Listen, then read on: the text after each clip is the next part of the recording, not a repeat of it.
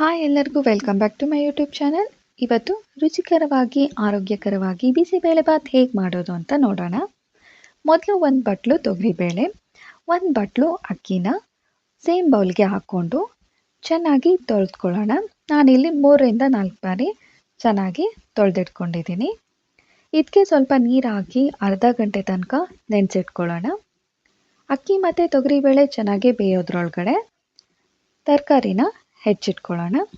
ತರಕಾರಿನ ಹೆಚ್ಚೋದಕ್ಕಿಂತ ಮುಂಚೆ 3-4 ಬಾರಿ ಚೆನ್ನಾಗಿ ತೊಳೆದಿಟ್ಕೊಳ್ಳಿ.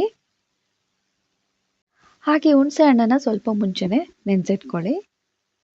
ಇಲ್ಲಿ ನಾನು 3 ಟೊಮ್ಯಾಟೊ, 1 ಕ್ಯಾರೆಟ್, 2 ಆಲೂಗಡ್ಡೆ, ಸ್ವಲ್ಪ ತೊಂಡೆಕಾಯಿ, ಸ್ವಲ್ಪ ಜವಳಿಕಾಯಿ, 1-2 ಬೀನ್ಸ್ ಮತ್ತು ಸ್ವಲ್ಪ ಬಟಾಣಿನ ತೆಗೆದುಕೊಂಡಿದ್ದೀನಿ. ಈರುಳ್ಳಿ ಬಂದು ಹೆಚ್ಚಿಟ್ಕೊಂಡಿದ್ದೀನಿ ಮತ್ತು ಕೊತ್ತಂಬರಿ ಸೊಪ್ಪನ್ನು ಸ್ವಲ್ಪ ಹೆಚ್ಚಿಟ್ಕೊಳ್ಳೋಣ. ಈಗ ಒಂದು ಪಾತ್ರೆಗೆ ಸ್ವಲ್ಪ ಎಣ್ಣೆ ಹಾಕಿ ಮೊದಲು ಕಡಲೆ ಬೀಜನ ಎಣ್ಣೆಯಲ್ಲಿ ಚೆನ್ನಾಗಿ ಫ್ರೈ ಮಾಡಿಕೊಂಡು ತೆಗೆದಿಟ್ಕೊಳ್ಳೋಣ. ಕಡಲೆ ಬೀಜ ಫ್ರೈ ಆದಮೇಲೆ ಅದನ್ನ ಸಪ್ರೇಟಾಗಿ ಎತ್ತಿಟ್ಕೊಳ್ಳಿ. ಈ ರೀತಿ ಮುಂಚೆನೇ ಕಡಲೆ ಬೀಜನ ಫ್ರೈ ಮಾಡ್ಕೊಳ್ಳಿ. ಇದಕ್ಕೆ ಅಂತ ಇನ್ನೊಂದು ಪಾತ್ರೆ ಬೇಡ. ಈಗ ಅದೇ ಪಾತ್ರೆಗೆ ಸ್ವಲ್ಪ ಎಣ್ಣೆ ಹಾಕಿ ಸಾಸಿವೆ ಹಾಕಿ ಸಿಡಿಸೋಣ. ಸಾಸಿವೆ ಸಿಡಿದ ಮೇಲೆ ಕರ್ಬೇವಿನ ಸೊಪ್ಪು ಹಾಕಿ ಹೆಚ್ಚಿಟ್ಕೊಂಡಿರೋ ಎಲ್ಲ ತರಕಾರಿಗಳನ್ನು ಒಂದೊಂದಾಗಿ ಹಾಕಿ ಚೆನ್ನಾಗಿ ಫ್ರೈ ಮಾಡ್ಕೊಳ್ಳೋಣ.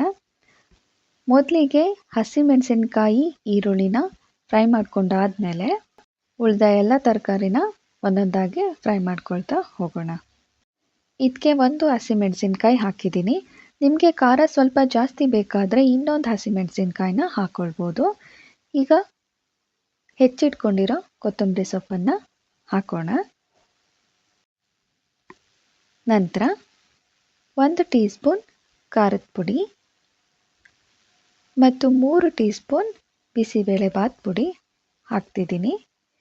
ನಿಮಗೆ ಮಸಾಲೆ ಸ್ವಲ್ಪ ಜಾಸ್ತಿ ಬೇಕಾದರೆ 3-4 ಟೀ ಸ್ಪೂನ್ ಹಾಕ್ಕೊಳ್ಬೋದು.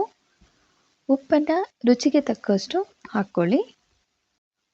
ಈಗ ಅರ್ಧ ಗಂಟೆ ತನಕ ನೆನೆಸಿಟ್ಟ ಅಕ್ಕಿ ಮತ್ತು ತೊಗರಿಬೇಳೆನ ಇದಕ್ಕೆ ಹಾಕ್ಕೊಳ್ಳೋಣ.